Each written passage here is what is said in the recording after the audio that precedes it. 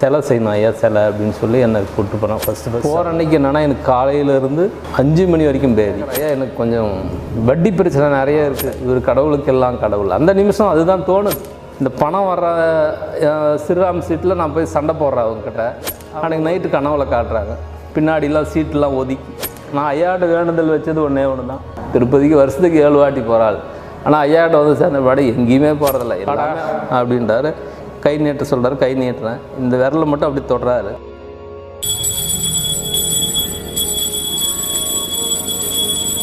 சர்க்குருவே சரணம். நம்மது வந்து பாத்திர கடை, பாத்திர தொழில்.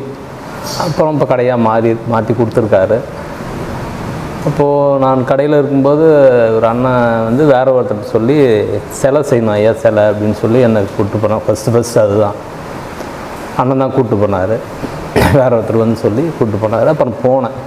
போகிற அன்றைக்கி என்னென்னா எனக்கு காலையிலேருந்து 5 மணி வரைக்கும் பேதி. காலையில் ஸ்டார்ட் ஆனது 5 மணி வரைக்கும் நிற்காமல் இருந்தது. அதையும் மீறி எனக்கு அந்த ஒரு கூப்பிட்ட உடனே அந்த ஒரு போகணுன்ற எண்ணம். அவ்வளோ டயர்டில் போக முடியாது.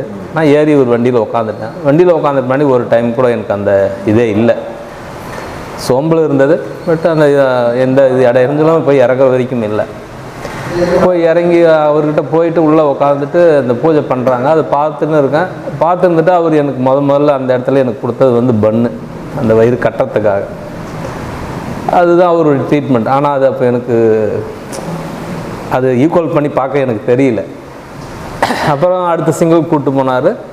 அதுக்கப்புறம் அப்பாயின்மெண்ட் போட்டு சிலை செய்கிறதுக்கு ஆர்டர் வாங்கிக்கப்பா அவர்கிட்ட அப்படின்னாரு. அப்புறம் அப்பாயின்மெண்ட் போட்டேன். அப்புறம் செய்யறது எனக்கு ஆர்வம், செஞ்சு கொடுக்கணுன்ட்டு. அப்போ கேட்டேன், அவர் அனுமதி கொடுத்தாரா இல்லையான்றது எனக்கு தெரியாது. ஆனால் நான் செய்ய ஆரம்பிச்சிட்டேன். அது கொஞ்சம் முன்ன பின்ன தான் வந்தது.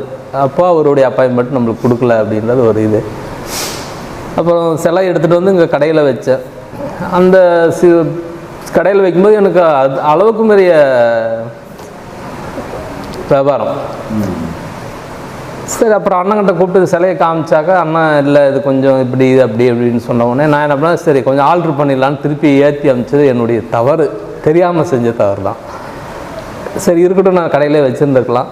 சரி பண்ணிடலான்னு திருப்பி பட்டறைக்கு ஏற்றி அமிச்சிட்டு ரெடி பண்ணி வந்த பின்னாடி இப்போவும் நல்லா தான் இருக்குது, அதில் எந்த குறையும் இல்லை. அந்த காலகட்டம் அடுத்து ரிட்டன் 2வது சிங்கிள் வரும்போது ஒரு கொஞ்சம் கம்மி அந்த மாதிரி இதாக இருந்தது. அப்புறம் ஒரு 6-7 சிங்கிள் அண்ணன் கூப்பிட்டு போனார். அப்புறம் ஒரு சிங்கிள் என்னை விட்டுட்டே போயிட்டார். எனக்கு அதை நான் வேறு அவர் கிளம்புறதை பார்த்துட்டு எனக்கு ஒரு மனசு ரொம்ப வருத்தமாகிப்போச்சு.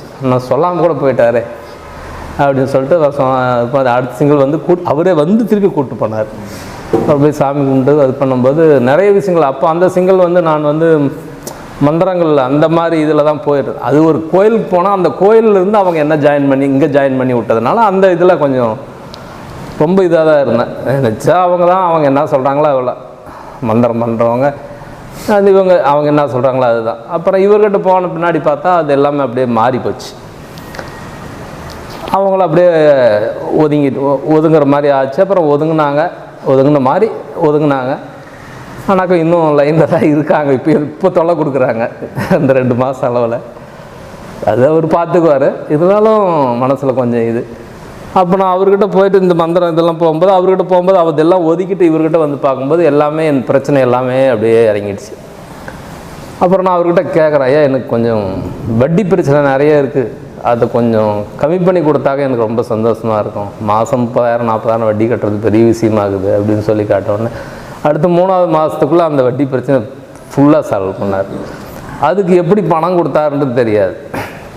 அதெல்லாம் என்ன பண்ணாருன்னா என்கிட்ட விற்காமல் இருப்புக்கிற சரக்கு தான் விற்று அந்த பணத்தை என் கையில் கொடுக்குறாரு. அதை வச்சு தான் நம்ம அது புறம் கட்டி வெளியே ஏறணும். அந்த மாதிரி இது. இப்போ இதே மாதிரி டிவியில் வந்து அங்கே உள்ள பேட்டி கேட்குறாங்க. அங்கே ஐயா இதில் இருக்கும்போது பேட்டி கேட்குறாங்க. ஒரு 7-8 பேர் நின்று அண்ணன் உட்பட எல்லாருமே கொடுத்து பேசுகிறாரு.